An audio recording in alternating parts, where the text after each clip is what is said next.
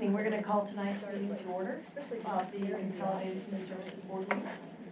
And we will begin this evening with the Pledge of Allegiance. If everyone would stand with me, please. Pledge allegiance to the flag of the United States of America and to the republic for which it stands, one nation, under God, indivisible, with liberty and justice for all.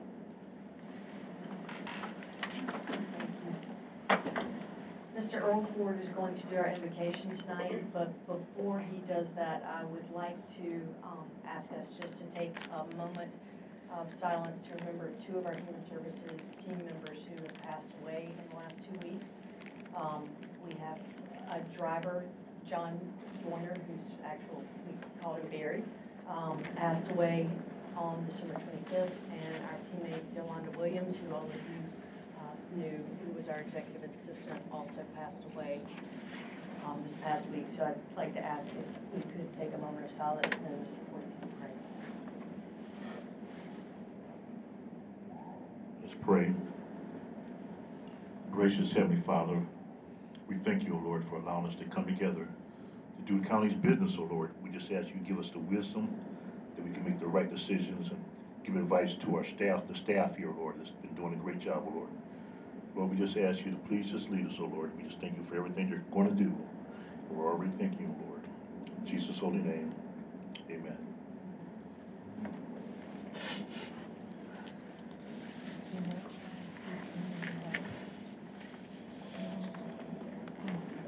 Next, we have approval of the minutes. Those are in front of you.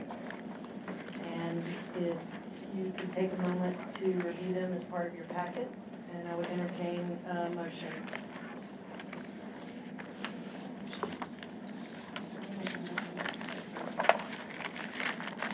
Motion by Amy and second by Earl Ford. All in favor? Aye. Any opposed? Next, we have approval of the agenda, and we also entertain a motion for that. We will have one adjustment to the agenda, and the agenda item will remain the same, but when we get to it, I will adjust the action requested, and that is item 25026, the Consolidated Human Services Board applications. We will have an adjustment in the action requested. Is your microphone working? It's I not can working. barely hear you. Is this better? Yes. And we may be able to turn it up, but I will hold it closer. Sorry, thank you very much. Could I make a motion to amend the agenda to include introductions? There's a lot of new faces. Absolutely. Yes. I second it. All right. Motion approved. All in favor? Aye. Any opposed? Excellent. The next item is the executive director's report, and I actually don't have anything significant to add this evening, with one exception, and that is I would like to welcome Tracy Colley, who is officially our new health director. Tracy, I'm so thankful that you're here, and we've already had a good running start, and so just really look forward to moving ahead and future with you to the great things that are going to happen. And as a part of that, I believe I sent something out that you all would have been copied on, but we did do a minor organizational restructuring to move environmental health officially under Human Services. It always has acted from an operational perspective as part of Human Services, but from a reporting structure, it had not been reporting directly to the public health director, and so we've made that adjustment so that now environmental health does officially also report to Tracy as the health director. The next item is the Consolidated Human Services Board elections. And the elections are for 3 positions. We will nominate a chair, a vice chair, and then one additional member who will serve on the executive committee. And at this point, I would welcome any nominations to be received. They can be individual nominations, or you can nominate one of your fellow teammates. And after we complete the nominations, we can have discussion of each of those, and then I will ask for a vote on each nominee in order of their nomination. So, I'd like to I would like to nominate Amy Dickey as the chair of the Human Services Board. And I'd like to nominate. Hang on. Any other nominations for chair?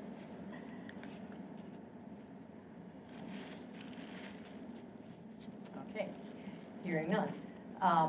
I would like to open up the floor for nominations for vice chair. I nominate Brandy Smith. All right, Dr. Heather Weiss nominates Brandy Smith for vice chair. And I was going to nominate Mr. Ford for vice chair. I have a nomination. And I also would nominate Brandy Smith also. Done and dusted, Okay, excellent. So I would like to now also open the floor for actually, you know what? I'd like to vote on those first, and then I'll open up the floor for the final positions. So we'll start with the chair. Thank you all. For the position of chair, I would ask that you all please vote on Amy Dickey.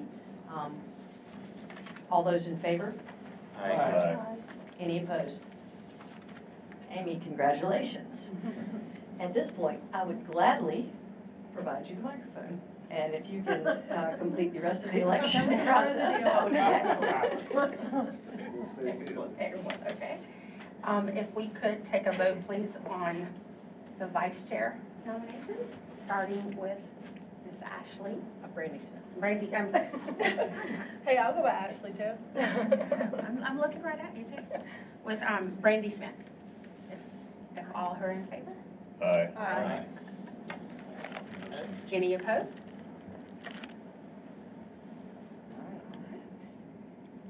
By, actually, our rules of procedure, then the person who receives the majority of votes, the first person who was nominated, who receives the majority of votes, is elected, so congratulations. And we don't actually have to vote on the second position. So if let's move on to our third position. Yes. Do we have any nominees for the executive committee position?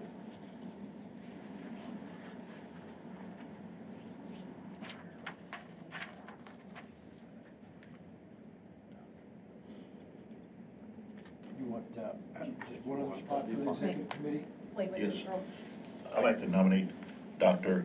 Kolash, if I pronounce his name correctly, That's actually right on.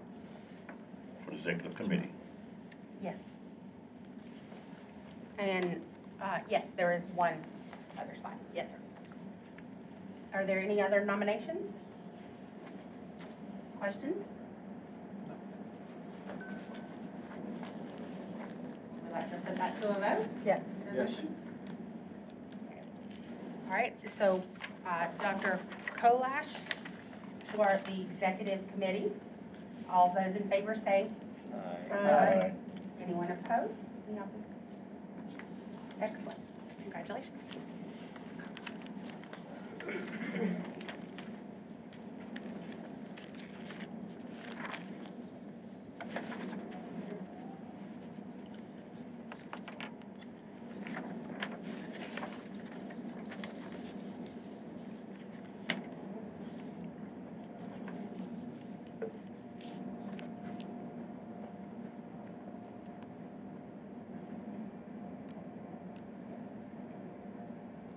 So let's go ahead and start with the amendment of starting with introductions tonight.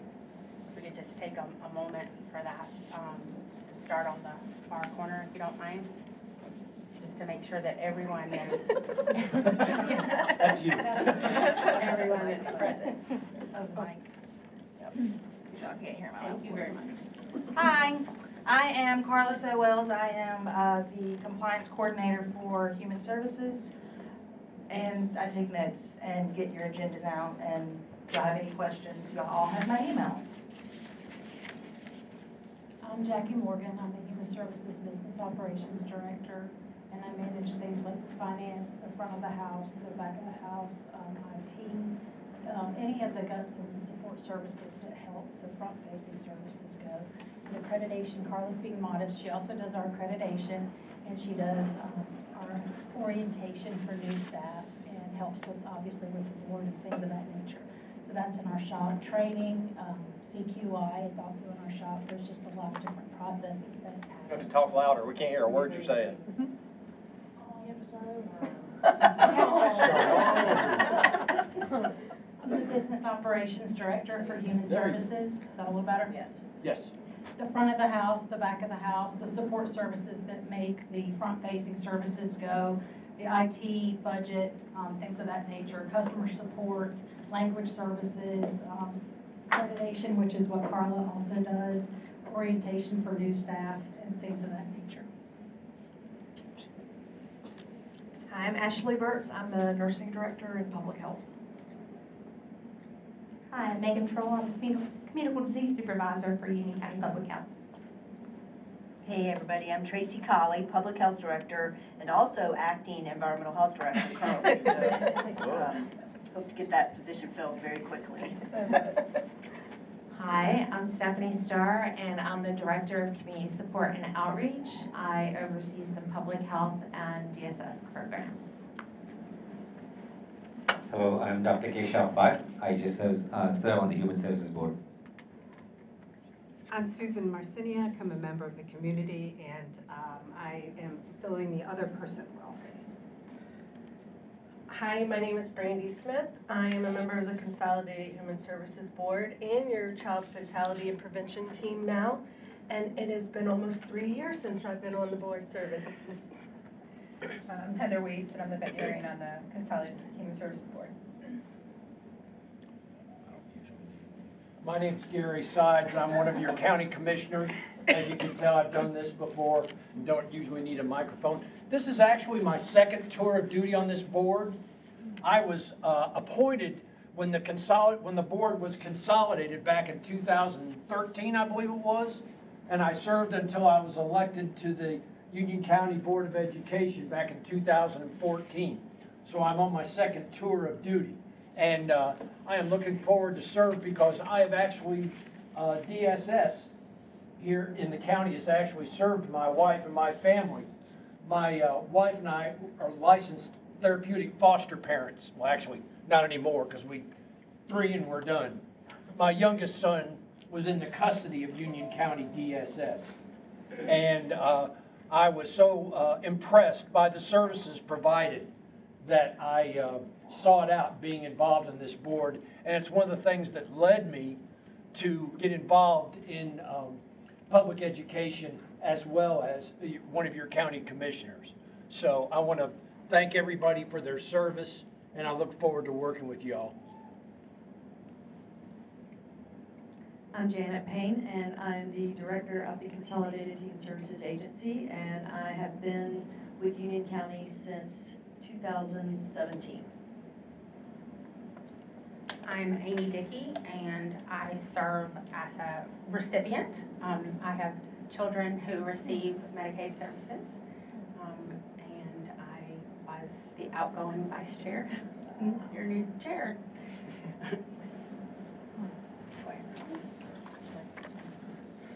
Good evening. My name is Earl Ford. I'm a Human Services, former Human Services employee, retired from Human Services here in Union County, and been in Human Services for about 26 years. And I'm a consumer. Reason why I'm on the board is from the Veteran Affairs.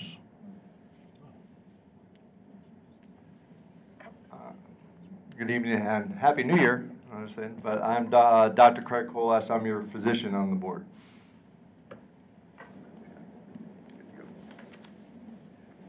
You don't want to say anything? They're going to hear for me in a minute. Okay.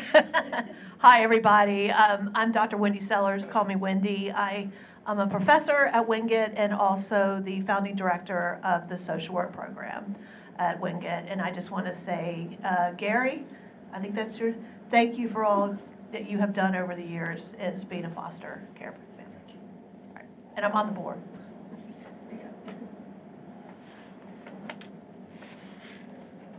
Okay. Next on our agenda tonight, we have our applications for new board members.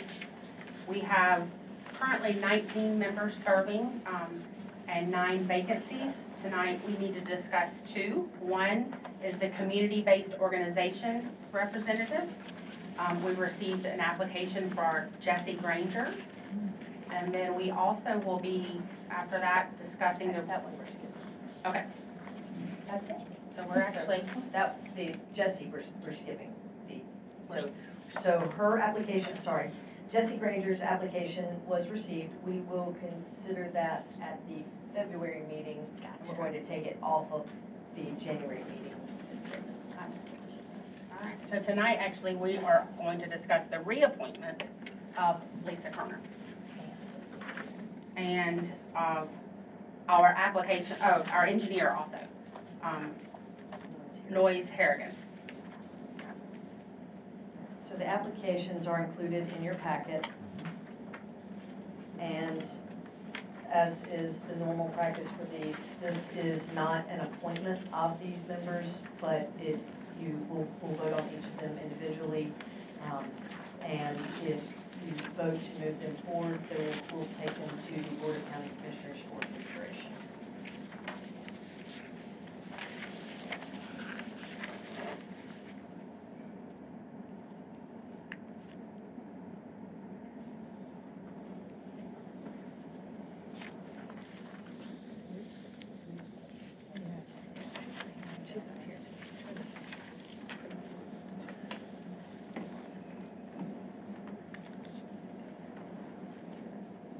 Does anyone have any action on this?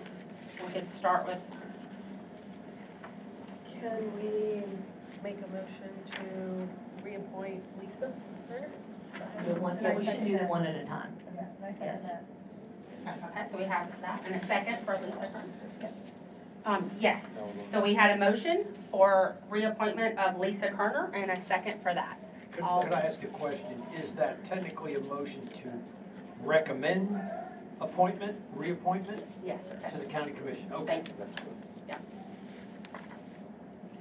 All those in favor? Any opposed? So Lisa's name will be resubmitted to the county commissioners for approval. And now we need to vote on the Noyes Harrigan, if there were no other actions. Janet, can I just ask a quick question? Absolutely. There is no interviews in this process? Oh, Any interviews in this process, or we're just voting to recommend to the BOCC? We can complete interviews if you would like to complete interviews, and that is up to you all if y'all would like to make that happen. If you would, then we can certainly schedule those. We could do them with the full board, or we could do them as we've done them in the past with the executive committee. I mean, I'm not saying, yes, let's do it. I just didn't know if it was. Right. In the past, when we've got, we do not have any rules associated with requirements for an interview. Okay. In the past, when we've done that, we've typically done them when we had more than one applicant for the same position type, and then we interviewed everybody that was coming for that position. Okay. But if you all would like to do that, we can, and also are obviously welcome to call and talk with them yourselves or anything else. And I misspoke. Noyes Harrigan is a new applicant.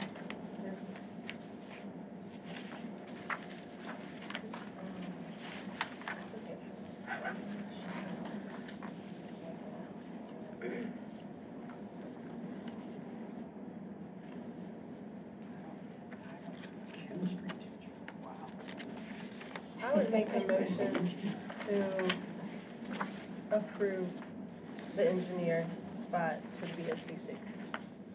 So we have a motion to approve.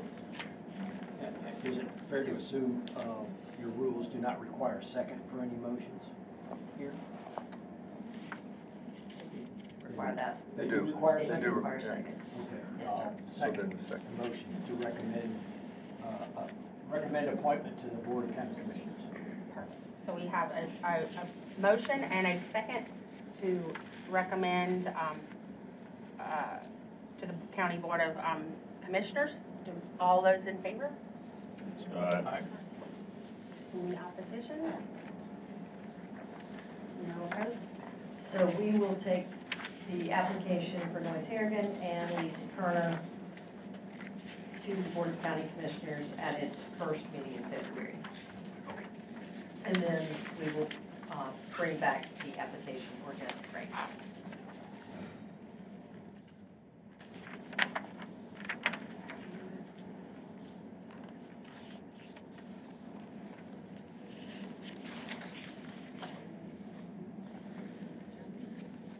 Next on our agenda, we have the avian influenza update from Dr. Broadway. All right, can everybody hear me? Sure. All right, normally I'm up moving around, so I'm gonna try this sitting down. Good, we'll see. If you see my feet, start moving, it's because I can't stand it. I'm up moving more than I'm not. So yeah, I'm Dr. Broadway, Jeff Broadway. I'm the veterinarian here for the county, and my responsibilities vary greatly from department to department. I am under public health, but I also have responsibilities with the sheriff's office. I oversee the health for the working canines for both the county and the city of Monroe, in conjunction down there. Shelter medicine, I've got extension responsibilities, I've got emergency management responsibilities, and I'm sure I'm forgetting some other things. So pretty much if it involves an animal, I'm supposed to provide insight and guidance to the commissioners on animal-related topics, those kind of things. So usually if it involves an animal, chances are I'm going to be somewhere in the background. And so and I did have the pleasure of serving on this board for quite a number of years, and served with Commissioner Sides when he came on. Oh, really? Yep, I remember you coming on the board when we were reconstituted. So I've seen both sides, and it's an interesting dynamic, and certainly would encourage questions. I told my coworkers, they always hated it when I served on the board because I encouraged questions then, because hey, listen, if you're giving a talk to the commissioners, we'd a whole lot rather the questions y'all ask questions, and let's just make sure we got everything, everything's understood. So I was asked to give a presentation on an update on avian influenza H5N1. So that's what we're going to do. The medical director here, Dr. Keener, was gracious enough to volunteer me to do this. So he and I share an office. So hey, your office mates, you got to be careful of. So what's the problem? And if you think about it, this is an across the country issue, right? It's not something that's new. It's not something that's even going away. If you're really looking at it, the picture on the right, everybody knows what those birds are. Most everybody probably eats them at Thanksgiving, maybe at Christmas. Certainly, on the left here, that's not going to show up. The dairy cattle, and you've heard in the news a lot, especially here recently, that we are seeing avian influenza not only in the poultry side of things, the bird side of things, but also in livestock, which is of concern, truly concern as to seeing it cross over to people and the potential for that. So something that we definitely this board should be aware of. We have had some issues with it in the county in the past. We'll touch on that a little bit later. So a little bit of background information. We hear about the influenzas, right? Well, this is a type A influenza. There's multiple different types, but avian influenza is considered type A. You see the H and the N. H stands for hemagglutinin. There's 16 different varieties there that can be classified. The N is neuraminidase. There are 9 of those, and so you can have all kinds of configurations of these H's and N's. And if you think through and you hear and you talk about, there was swine flu and there's bird flu and there's all these types of flus. Humans, you can notice here for the 2024-2025 year, H3N2 is the human variety that we're dealing with. That seems to be more up and going. But on the good thing good and bad, with avian influenza, we also break it into high path and low path. So it's either really virulent and it does a lot of damage, or it's considered low path, and it does very little damage. In fact, you may not even notice that the birds are sick. It may be, and so it still can cause an issue. It still has trade implications. It still has export implications. And so it is very much something that is, a key priority for the state and for the Department of Ag. And we'll talk about how it actually impacts Union County here in a little bit and shortly as well. But it's not just a poultry disease. We talk about dairy cattle. There's been, in goats. I was going back through some of USDA's data. I mean, it's been found and confirmed in harbor seals, in black bears, in brown bears, in big cats, and domestic cats. And if you think through what all these things have in common, they're all around waterfowl, right? That is the one thing, if you go back and forth, and where we see the transmission typically is in the feces of waterfowl. That's they seem to be the carriers of it, and they're really usually unaffected. So they just get to be that harbinger that brings it in, and then they fly off and they leave the issue for everybody else to deal with. So it's not, and it's even now it's a human concern, and we'll touch base on with that. So where's it coming from? Everybody loves, a mallard duck is one of the prettiest animals you can see. I've got lots of friends that enjoy hunting these things recreationally. With avian influenza coming up, we want them to hunt more of them and reduce the populations. But if you look to the right side of here, we got the flyways. And so, of course, we're in the Atlantic flyway. You've got the Mississippi flyway, Central and Pacific. Well, the reason this is no longer used to be a cold weather disease. It's no longer a cold weather disease because waterfowl no longer really migrate. How many times do you see, Canada geese, and you're out, if you're in a neighborhood, at the pond? Well, we all do. We don't see the migrations that we used to see, so we're not seeing the layovers and this really going away. And so that's the reason we're also seeing it pretty much from on the East Coast, from Maine to Florida. I mean, it is over the whole gamut. So, little quick question here. Which one of these do you think what's been positive in Union County? Heather, you can't answer this. Vultures? Oh. So we have had positives in turkeys. 2020, I pretty much lived at the Ag Center dealing with a low-path avian influenza outbreak in Union County, Anson County, and Chesterfield County, South Carolina. It was the most fun 3 months of my life. And I lived at the Ag Center. It was fantastic. Working 70 and 80 and 90 hours a week. And if you remember, you never heard a word about it, right? Partly thanks to COVID, partly thanks to where we were able to keep everything very quiet and everything just kind of happened. So we have had it in turkeys. The two vultures you see there, the red-headed and the black-headed one, it was confirmed positive in a black-headed vulture here in the county. It has, that was in 2020. I had to double check my numbers, 22. But as recently as last year, there were also positives in the county in the wildlife population there. The bald eagle, we've had a positive bald eagle in the county. 2023, we had a positive bald eagle. Both of the wild birds that were positive in the county were both considered captive birds. So they were birds that were in a sanctuary of some sort, kind of a rehab kind of thing. Dairy cattle. We actually don't have a working dairy in Union County. Okay, just so everybody knows that. We don't have we've got some smaller production, but we don't have a big commercial dairy in the county any longer. We have not had any dairy cattle test positive in Union County. Knock on wood. We have had a positive herd in the state of North Carolina. It was in Catawba County, and those actually were cattle that were come into contact with some cattle out of Texas that were positive. So luckily it wasn't anywhere near us. Luckily that's all been resolved. It's no longer an issue. But so we've had a variety here in the county, and it has played havoc. So symptoms, what are we looking at? Yeah. Question for you. So you've had it in the eagle.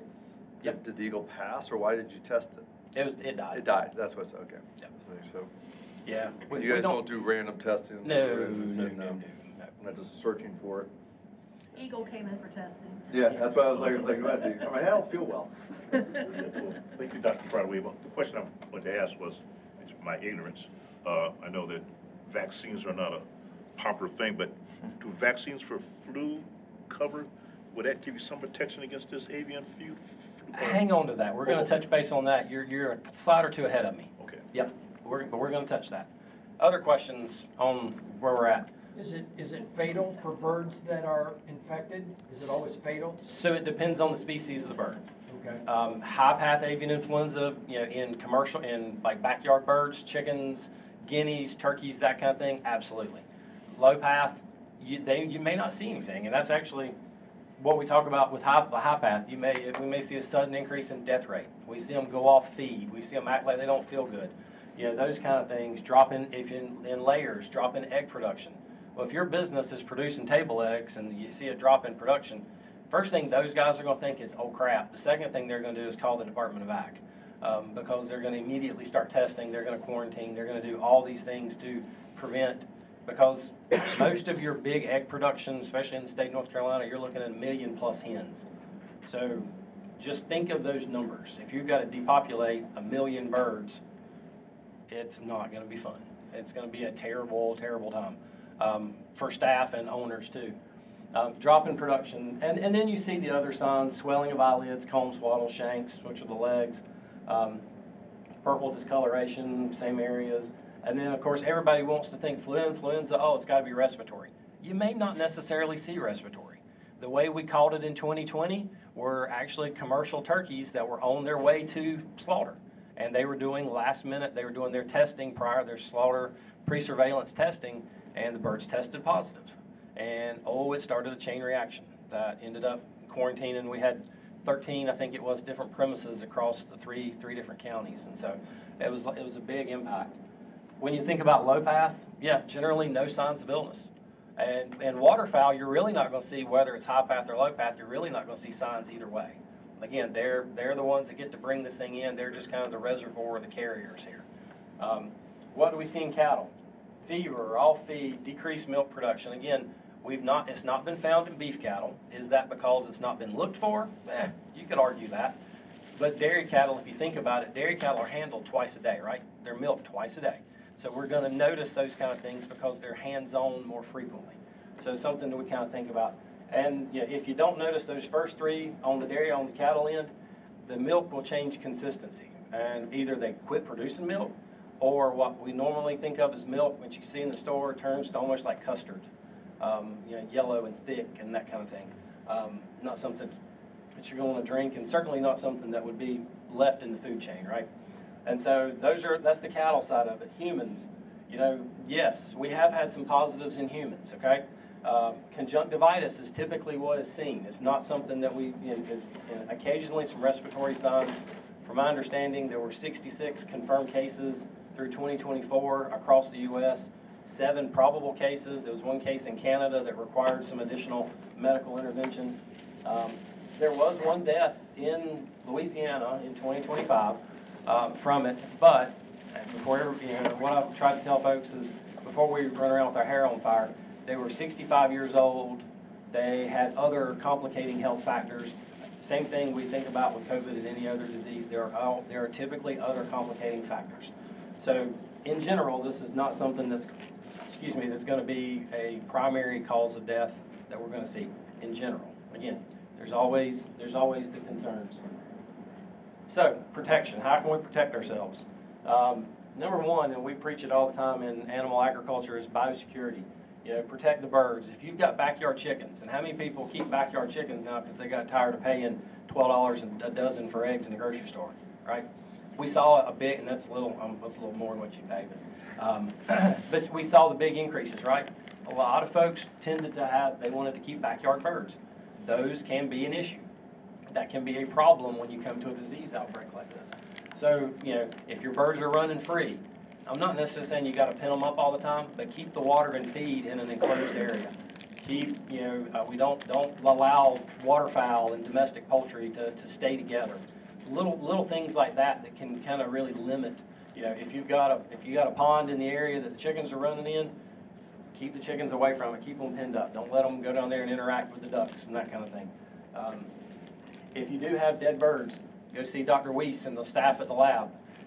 Because they're the first line, that they're going to be the ones that's going to do that testing that we're then going to use to kind of put other things into effect. So, now, if you have, I was talking to Ashley earlier, if you've got a songbird that's acting funny on your back porch and it dies, I'm not saying take it to the lab. They're probably gonna look at you and say, we're not testing that thing. Backyard birds, all these things. To be honest, when the vultures started dying, this was in Waxhaw, I had landowners calling me down there and they're like, what do we do with these things? Well, her wildlife said they can either dispose of them, they can bury them, they can incinerate them, or they can put them in trash bags and take them to the landfill. Another piece of information for Union County, we can't bury mortality in the landfill here, okay? So any dead animal that comes in down there has to be sent to Anson County to a lined landfill. So, Mr. Commissioner, you'll probably be hearing about the need for additional landfill space, so just... Already have. Okay. Yep. When all that comes up, let's talk about biosecurity, because there's some things we need to do.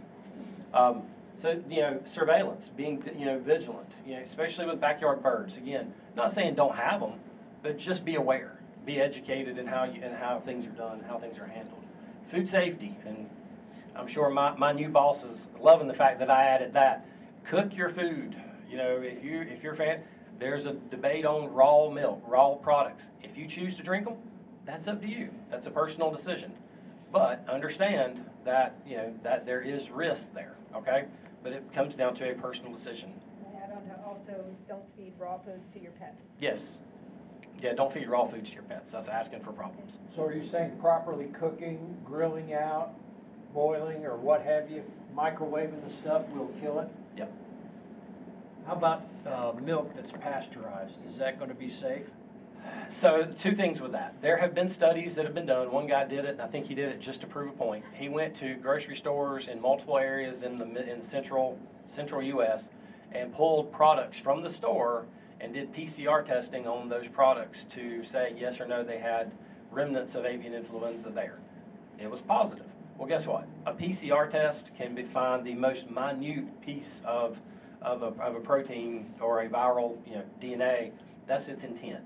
So what's happened on the dairy end, and I don't know how much detail I went into this on here, but on the dairy end, what USDA did is said there's random sampling that's being done. Every load of milk that goes into a milk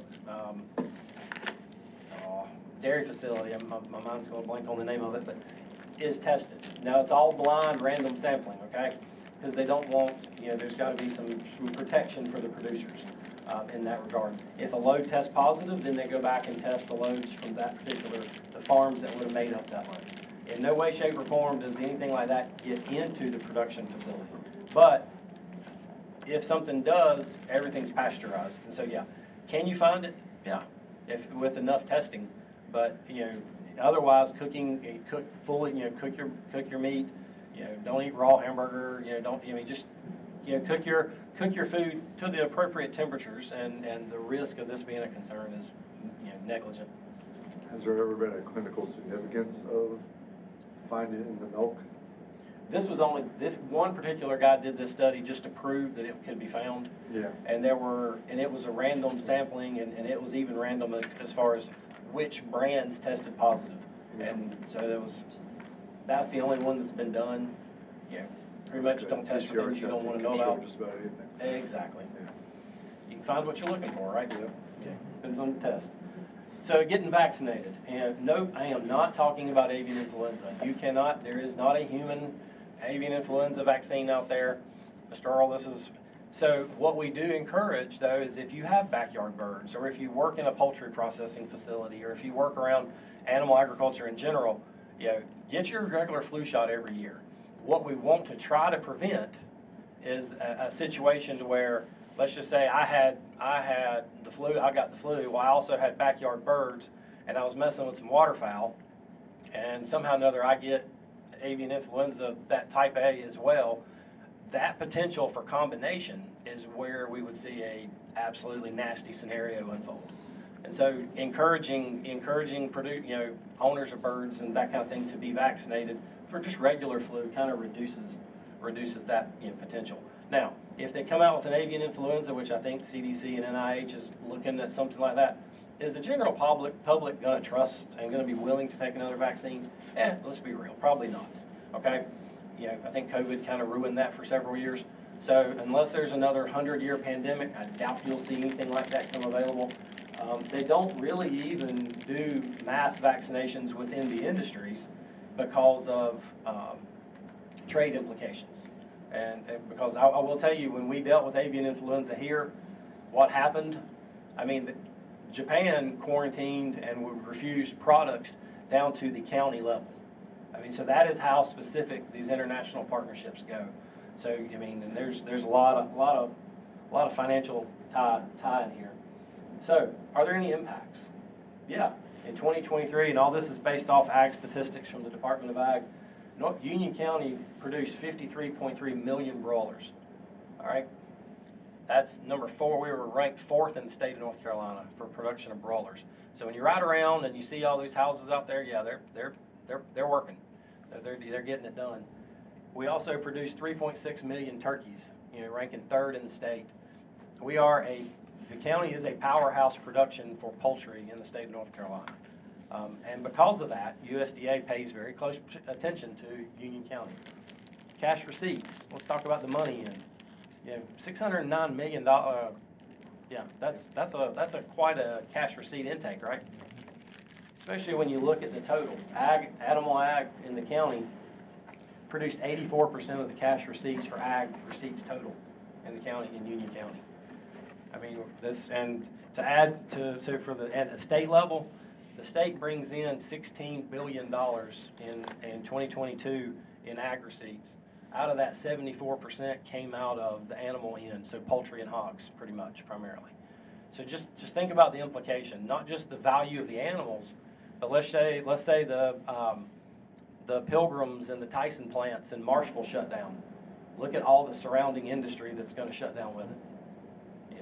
So there's a lot at stake and a lot of reasons we try to be protective here, and thinking through timelines as well. If we test positive, if a farm tests positive, let's just say those big tom turkeys that were in that picture, they're marketed at 20 weeks. They're about 45 pounds.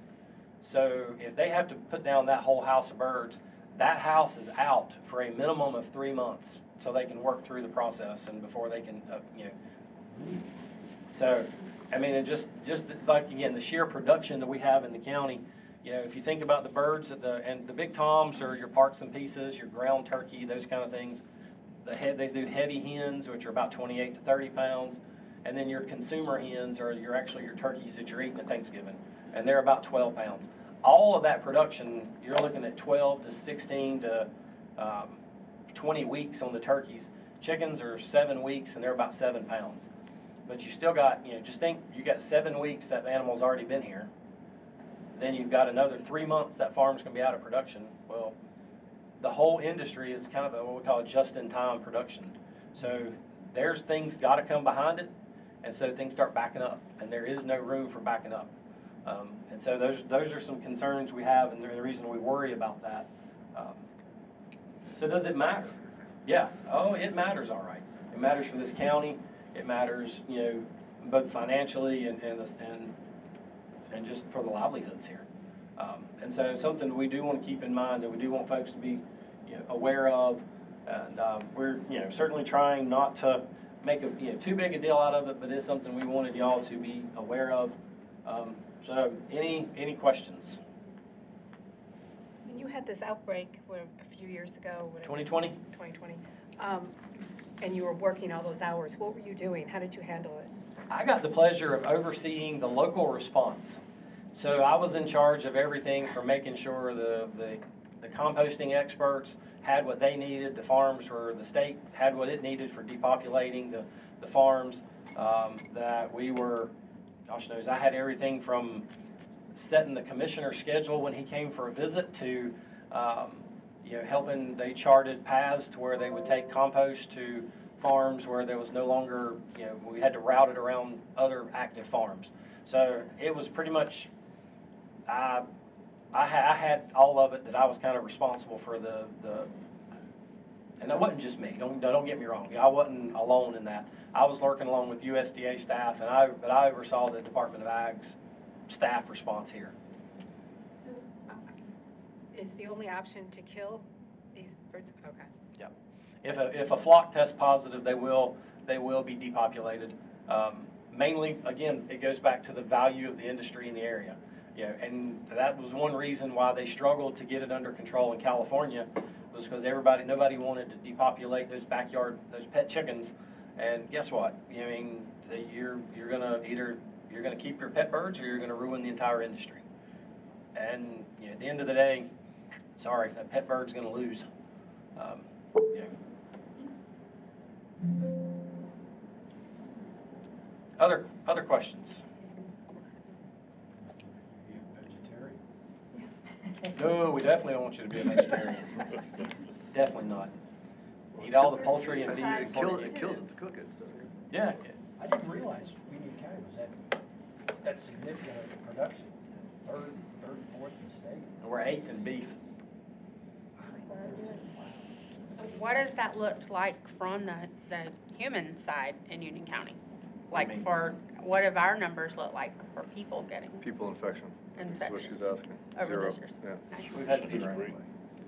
So I did a little research on this when I saw this as a topic, and I saw one webpage said person to person happens, another CDC says it does not. So it generally does not. So the ones that have tested positive, where we've seen it, have been mostly in dairy workers and Right, people who California, work in the Texas. industry. Yeah, and if you think about it, they're in there working. Well, how many times a day do you touch your face? Right. So I mean, you know, they even if they're wearing gloves, they go to scratch their eye. Well, they could potentially contaminate themselves in that regard. So I mean, could there be person-to-person transmission? Sure, if you're together long enough. You know, is it likely? Probably not. Kind of that you can find anything you want to find too, can't you? That's what I was like. This says this, but CDC said no. Okay. Yep. And there has been, as far as the avian influenza thing, there was a big push from the federal government level that they wanted to have because they did such a phenomenal job with COVID, they wanted to have their COVID people handle the response for avian influenza. And pretty much the dairy industry said, no, you're not coming on my farm. You're not going to come take all the information from my employees. You're not going to, and granted, a lot of those are not, documented workers.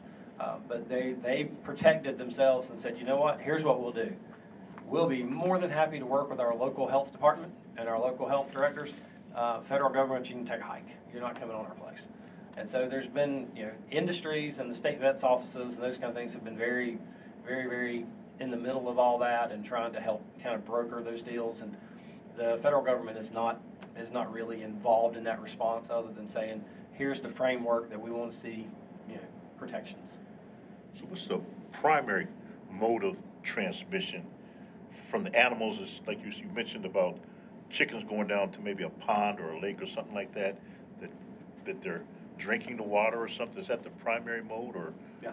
So primary is, well, I'll just use the 2020. Pretty much you could track it to a feed mill that had wild waterfowl walking and pooping all along the driveway. Well, the feed trucks roll through that. They track it to the farm, and lo and behold, the farm breaks within several days of the feed truck being there. So it doesn't take a lot of common sense to figure out how it goes, but it's from the wild birds, in the feces of the wild birds, the wild waterfowl in particular. And that's what you meant by the compost, that you had to move it away from active farms? Yeah, and that was being extra cautious. They were going to make sure that there was no way. Now, granted, when we talk about composting, and this is not a dinner conversation, but it's a 4-week process that they are heated. Everything is heated to high enough temperature. I mean, we're talking 150-degree temperatures. Nothing's surviving it, but it was just an added layer of protection. Yeah, I learned way more about composting in that 3 months than I ever wanted to know. Is there concern about this virus mutating and becoming more of a threat to humans? I think that's where you run into the recommending the vaccinations and getting people to get their annual flu vaccines. Because the way that would happen is if you did have somebody that concurrently got infected with both, you could have a recombination. I've seen instances in Kentucky where hog operations had employees that got the flu. Well, if they had waterfowl, they made them test the waterfowl too. I mean, just being extra cautious. So yeah, there is a chance. I mean, you know, nature doesn't read a book. And so just from the city standpoint, typically if we get notification with anybody who's had exposure to high-path avian influenza, we do passive monitoring for them. So we contact them when we first get notification. We instruct them on what symptoms you look for, what to do if you develop symptoms, make sure that they have means to isolate if they need to, and then where to get tested. So we go ahead and arrange that for anybody that we get notification of exposure. Most of the time, it's going to be somebody who's had direct exposure, somebody who is depopulating birds, that type of thing. And then we also kind of gauge what their risks were, if they had PPE during this exposure or not. And then we reach out to them again at the end of that, and typically it's 10 days, just to make sure, hey, just checking, you didn't develop symptoms, no issues, and then we close it out after that, if they have had no issues. If I'm going in for, I just don't feel right, don't know what it is, would a standard blood test at my doctor's office detect this? No. You have to know what you're looking for. That's where history, I think, comes into play. Right. And that's why we give that instruction in the forefront to say, hey, we know, you've had this exposure. If you have, I mean, really anything, and the threshold for symptoms is very low. So, like, if you're a little more fatigued, like, that's something we want to know about and kind of gauge that. Well, I think us city folks, we kind of know if we've been out to the farm and maybe have caught something and didn't feel good. That might be a giveaway. Any other questions? Very good information. Yes, sir. And if you got them and I don't know them, Dr. Weiss can answer them. I have a question on pets, like household pets. With that. Can they get it? Yes. Absolutely. Typically, if they get it, it's because they were around a person that their caretaker has it. They're not gonna, So if they just had some cats pass away from raw diets that were made with infected turkey, that's why don't feed your pets raw. Make sure you're feeding them cooked meals or commercially processed pet foods, because and then there were some, like Jeff mentioned earlier, there were some big cats too that were being fed like near the coast, wild birds as well. They're catching them and eating them. They can get them that way. Waterfowl. Can they get it from fish? no, I've not, no. Okay. There's not been any positives in. I'm just thinking at the beach. You catch it from the beach. No. Closest thing to the beach you could catch it from would be a black bear if you're down there in the eastern North Carolina. There's also been some cats on dairy farms that were fed raw milk that had avian influenza as well. Nothing raw. Take that away. That's a good suggestion overall across the board. Yes. Does anyone else have any questions? Thank you, Dr. Broadway. You're welcome. Thank you. Good information. That's right. Yes, so now we have any updates from the directors? And then we'll have public comments.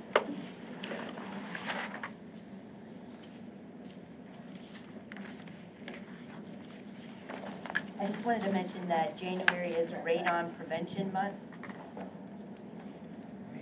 I just wanted to mention it to everyone that January is Radon Prevention Month. You may or may not know this, but there is a portion of Union County that's underlain by a granite material that's kind of the Waxhaw and a part of the Weddington area.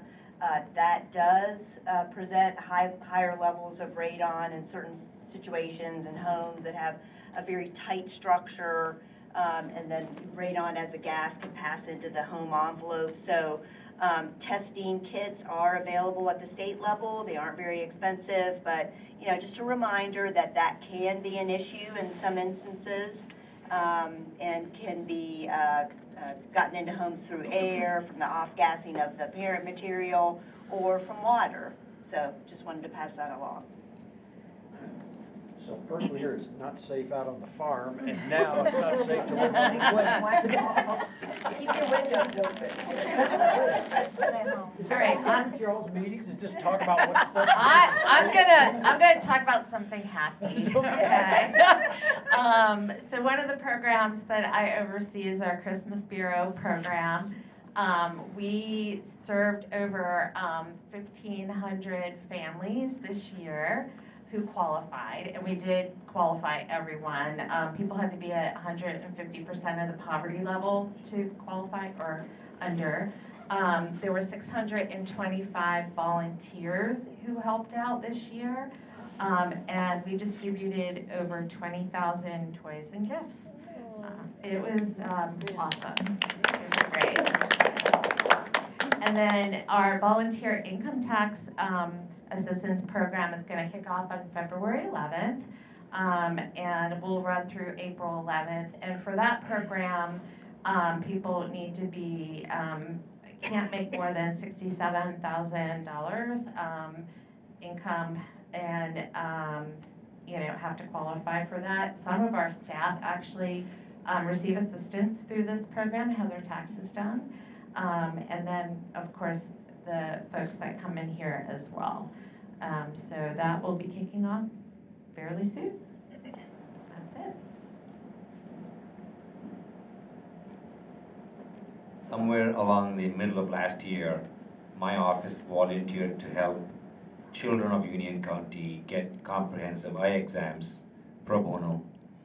And I don't have exact numbers. I'm looking towards the county to come and give me some numbers on how many kids we saw from middle of last year to December. So I'd really like to see if you have any data on that. I can mine my own EMR too, but if you have any numbers, I'd like to see that presented. But all of those kids that were seen in my office received not only a free eye exam, but they received a complete pair of glasses at no cost to them. So.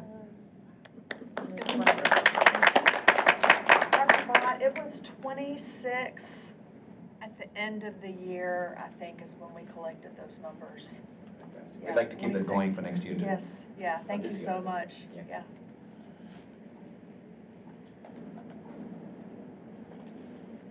Hey, that's not used to using. Yeah, I'd like to give a report on the county commission. Before I was sworn in October, I witnessed a presentation by the Council on Aging with some numbers where I was just totally shocked. And that was the waiting list for senior meals and in-home health services. Frankly, I was appalled that in a county as rich as ours, there was that much of a need that was not being met.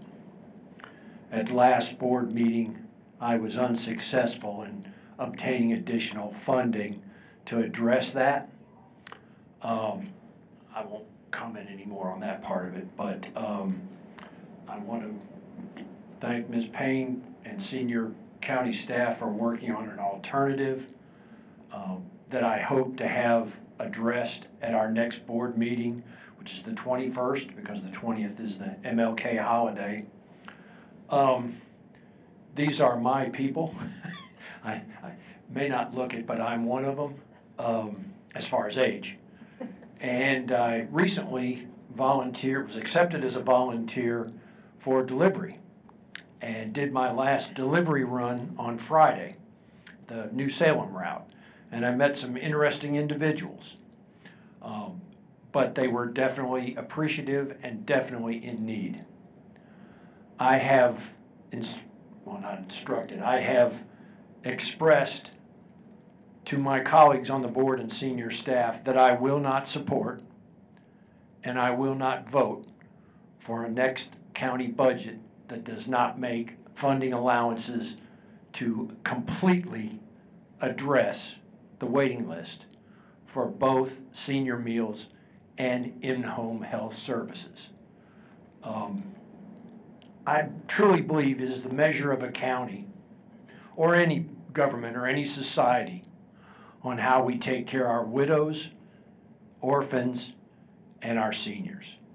And having been on the orphans part of it, now I get to be on the seniors part of it. And I will continue to report, and I would encourage anyone on this board, and if you know of anyone that has an interest, to make your opinions on this known to your elected officials. Every meeting, we allow 3 minutes for public comments. Doesn't matter if you're a county employee, doesn't matter if you're a taxpayer of Union County, you are more than encouraged to express your opinions on any subject to your elected representatives, and I encourage you to do that. But I just wanted to report this particular issue I take very seriously, and may have lost round one, but I am determined to continue. So I will report any the results back at our next meeting. I do have a couple of quick items. First, I want to say thank you to Dr. Bott for the eyeglass partnership. That has been amazing, and you know, that's the kind of innovative thing that we want to try to do to serve the community and to meet needs, and so just really, really appreciate that. And you working through the process with us. To Commissioner Sides, thank you for your advocacy and your care and concern and compassion about the people of Union County, especially those most vulnerable that we in Human Services are responsible for serving. And I look forward to working with you and the board to help advance all of those agenda items. To our newly elected chair and vice chair and additional representative of the executive committee, congratulations, and we look forward to working with you on those. You may know, I believe, but one of the exciting things that hopefully you will not have the chance to experience anytime soon is the dangerous dog hearings. But I did just want to let you know that should those come up, typically, if we aren't able to have a meeting of the Human Services Board within the 10-day allotted time frame, then the executive committee is typically appointed to serve in that capacity. So have that just on your radar as an awareness, and we will be in touch with you. Tracy will be in touch with you should that come up.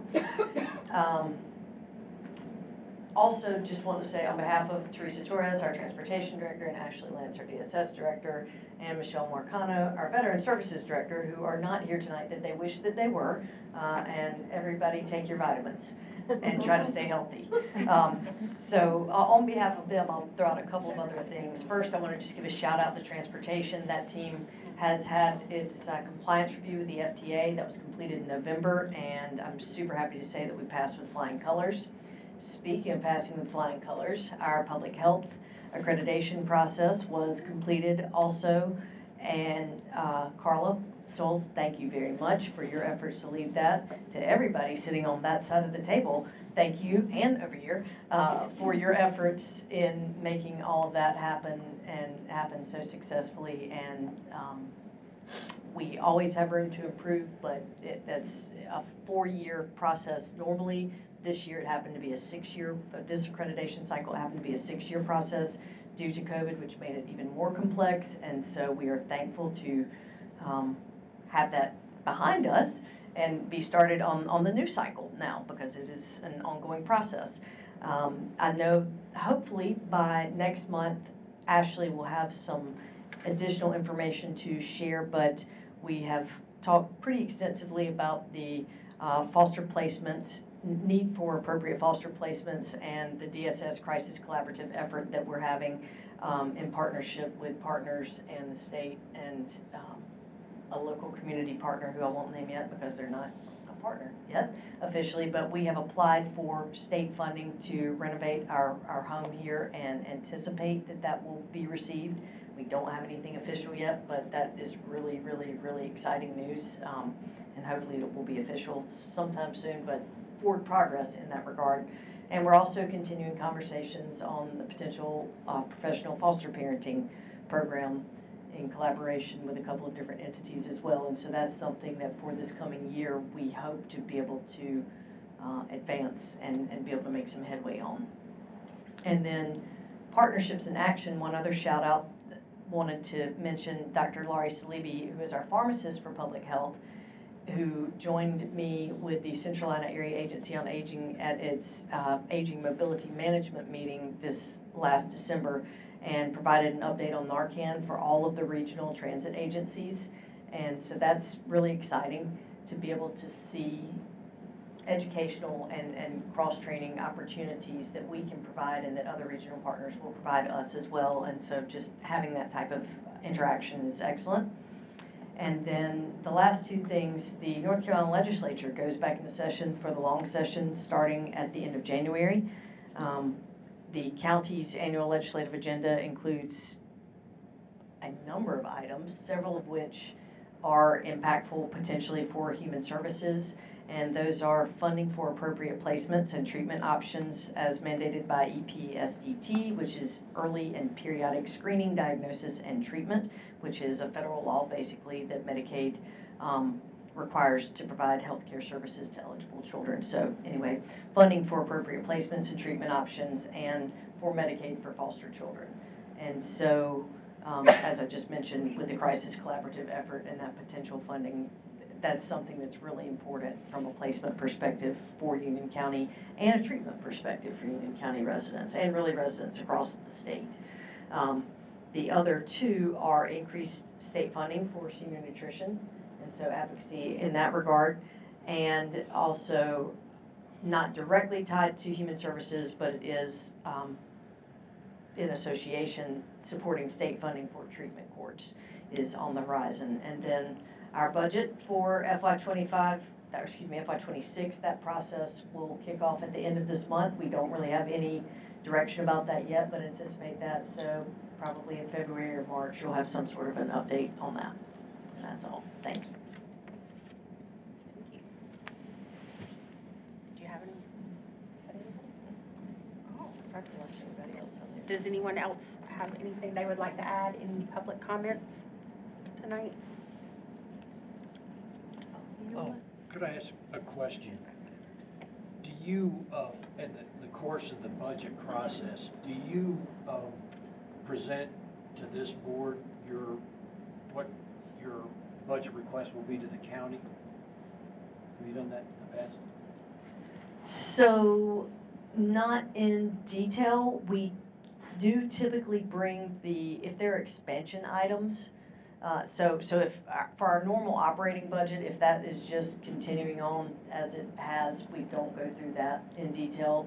But if there are expansion items, especially if they're items that are associated with something that you all have had interest in the past, or might have interest in, or might want to potentially advocate for in either a formal or informal way, we would welcome the opportunity to do that. We typically haven't, well, we typically have not, but we certainly can bring those in front of you, yes. Is that to be included in part of my orientation tomorrow? Do you know? Budget.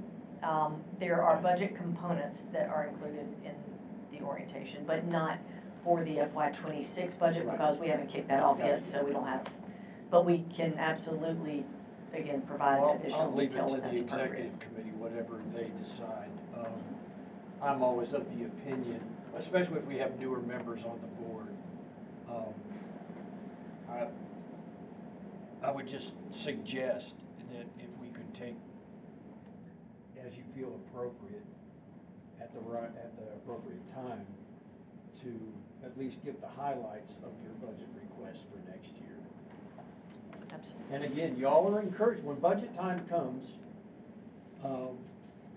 I feel very strongly as part of a board to advocate. I'm not singling y'all out, but sometimes county employees get a little squeamish about coming before the county commissioners and talking about budget stuff. But as we citizens and consumers, I would encourage you as part of the process to, again, there will be hearings on the county budget please make your thoughts known. And if nothing else, you need to let me know. If you don't feel comfortable, and I get it, going before a group and it's on TV and all that kind of stuff. But please, let me know, educate me. I take being a representative from the county commission on this board seriously. And that means that I should be able to answer questions on a lot of things to my fellow commissioners, because they all have boards that they're on, and transportation, all other stuff. But I would expect, I mean, if I was another board member and I had a question about human services, I would go to the board member that was serving on this board for answers. So if you have comments and you don't feel comfortable getting up in front of everybody and let it known, please feel free to reach out to me either through email, phone call, or in person. That's what I'm here for. Sir. I just want to say, give a good thank you for our Commissioner Slides, is it? Slides? Aside. S-I? S-I-D-E-S. I guess you didn't vote for me.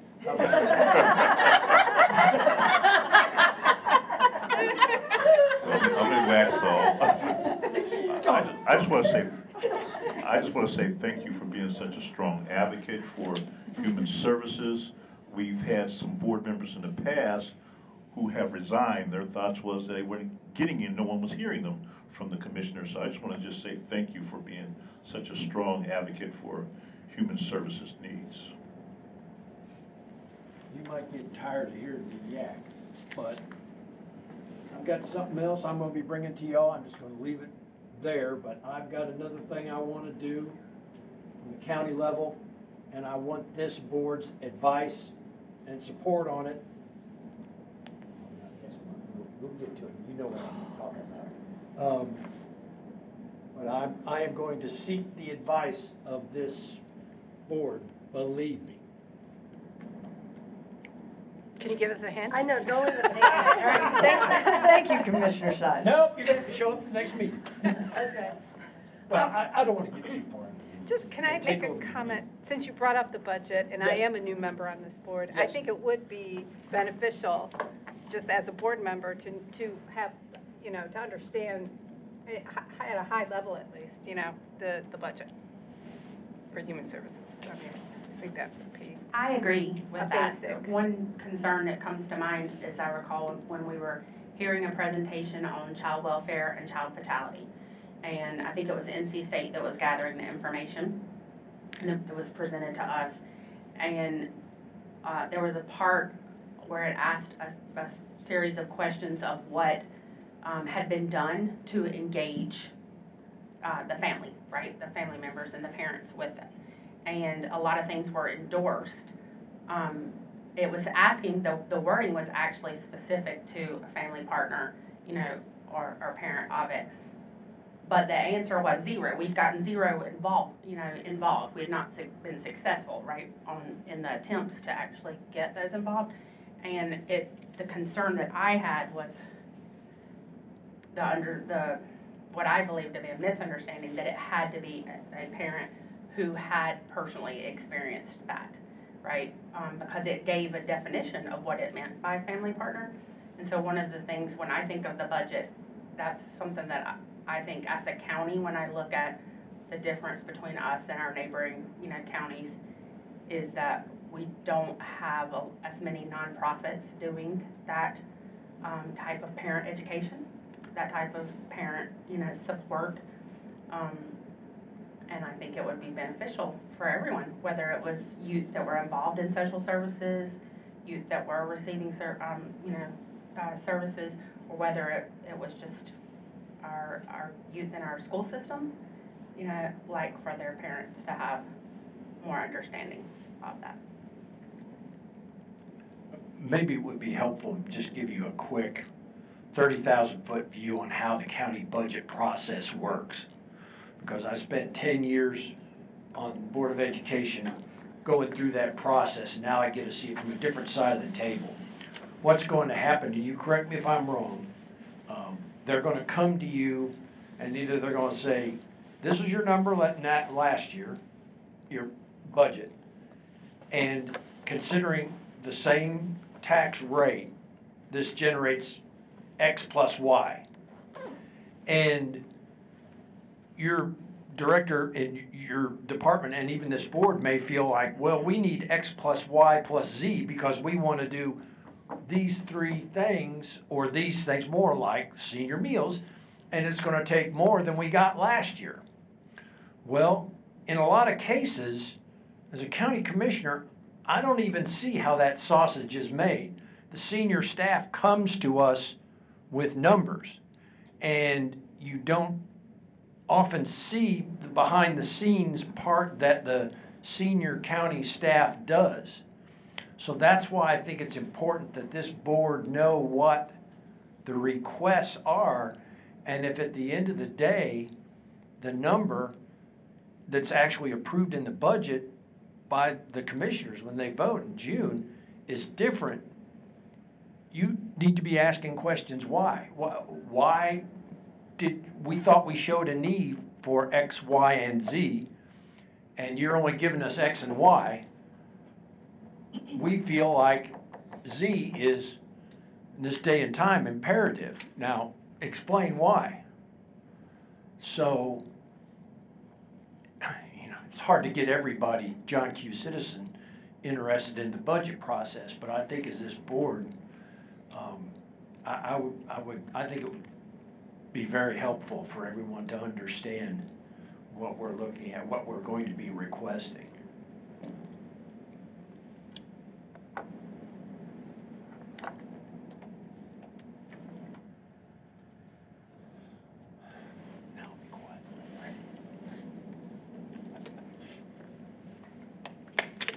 Thank you. We will Yeah. make sure that we have an agenda item there. My wife told me, it's your first meeting, why don't you just sit there and listen? Well, see how that went. No, we honestly welcome the opportunity to do that, and I think everybody who's sitting here that is staff would echo that, having the support of you all as Human Services Board members and as residents of Union County and on the commission as well, that is helpful, and we are blessed to have county management that provides excellent leadership in our county manager and his executive team as well. And so we certainly welcome the chance to share that information with y'all.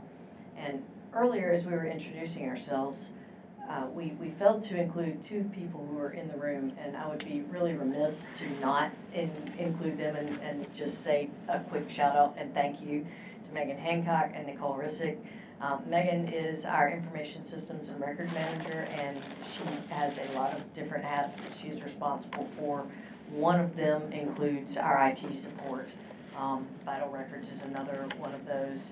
All of our compliance in terms of HIPAA and all of that is another component of that. And so, and Nicole is a communications specialist who supports all of Human Services as well as a number of other departments throughout the county, and is part of the public communications team officially, but we consider her part of our team, although we all work super well together anyway. So thank you, Nicole and Megan, for all that you guys do to make everything work, especially, well, the live streaming and webpage and all of that. So I appreciate it very much.